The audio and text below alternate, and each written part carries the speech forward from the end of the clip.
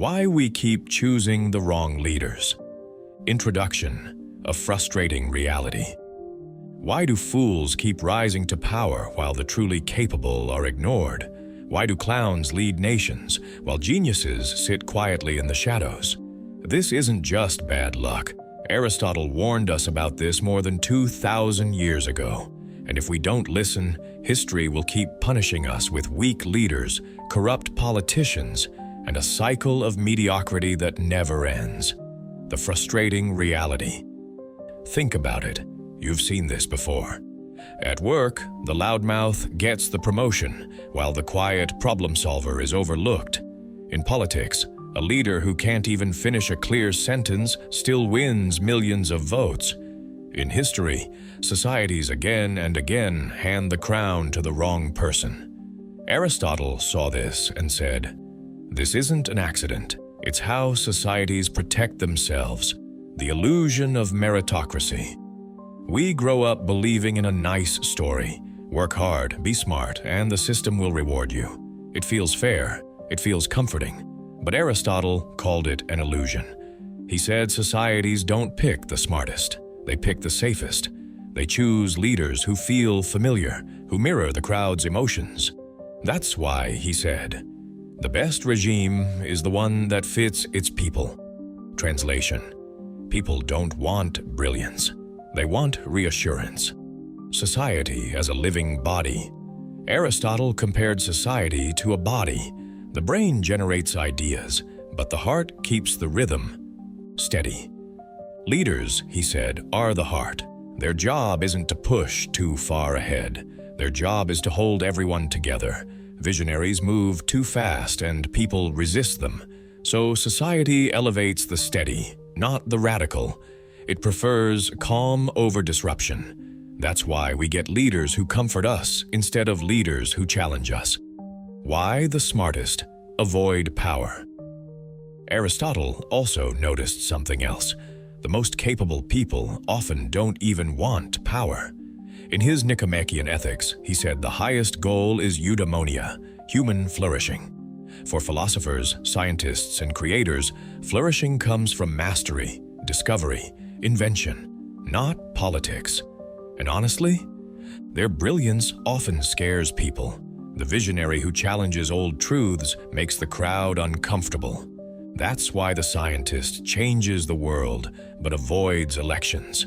That's why the engineer builds breakthroughs but avoids office politics. The best minds often walk away, leaving the stage open for mediocrity. Emotion beats logic. In his Rhetoric, Aristotle said persuasion has three pillars. Logos equals logic. Pathos equals emotion. Ethos equals credibility. We like to think we follow logic. But the truth, emotion wins. Leaders who make us feel safe are chosen over leaders who make us think hard. A politician telling sweet lies beats the one telling hard truths. A manager who smiles and nods gets promoted over the quiet genius who actually solves problems. Aristotle was blunt. Humans are political animals. We chase belonging more than truth. The hidden role of weak leaders. Here's the brutal part. Weak leaders aren't always mistakes. They serve a hidden role. Their job is to act as symbols. They stabilize, they reassure, they calm. Behind them, the real power moves quietly. Advisors, institutions, hidden networks. That's why a leader can look like a fool, yet stay in power. They aren't leading, they're acting. They're the mask. A system built for survival. Does this mean the system is broken? Aristotle said no. He said it's by design. Societies don't optimize for brilliance. They optimize for survival. Stability today matters more than progress tomorrow.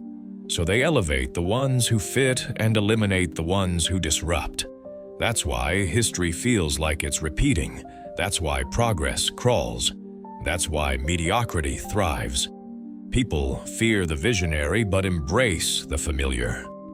The deeper question. The real danger isn't just that unqualified leaders rise. The danger is this: their rise benefits someone. If the leader is just an actor, then who writes the script? Who profits when mediocrity rules? That's the question Aristotle forces us to ask. Leadership isn't about excellence, it's about function. The crowd picks the face, but unseen hands control the moves. The cycle that never ends. Aristotle's warning is still alive today. Power rarely goes to the most capable. It goes to the ones who fit the role society craves. That's why brilliant voices are silenced. That's why visionaries are resisted. That's why unqualified leaders rise again and again. The cycle keeps spinning because people love comfort more than truth, safety more than challenge. Until societies face that reality, mediocrity will never be an accident. It will remain the survival strategy. So the question is no longer, why do fools rise to power? The real question is, who gains when they do? Like, subscribe. Because the next video is the one you'll wish you saw a year ago. And follow Patrick Tionloc for more wisdom that will guide you for a lifetime.